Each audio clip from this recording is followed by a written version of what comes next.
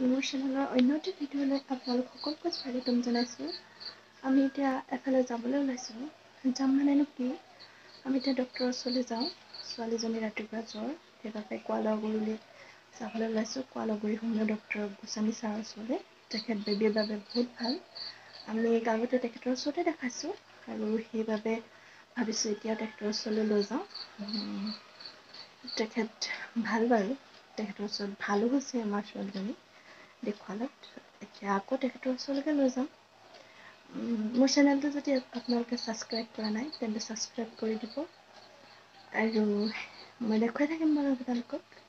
আৰু মোৰ ছোৱালীজনী যাতে সোনকালে সুস্থ হৈ উঠে সেয়াই আশীৰ্বাদ কৰিব। ব'লকচোন আপোনালোকক দেখুৱাই থাকিম আৰু আমি গৈ যোৱাই নে চাওঁ ধুন আমি এতিয়া যাবলৈ লৈছো। Bye bye. আমি ডাক্তৰ ঘৰলৈ যাওঁ দেই। বাই বাই কৈ দিয়া।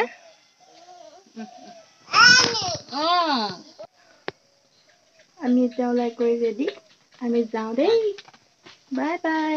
গাড়ী আহিলে ৰৈ আছে, আমি এতিয়া যাওঁ।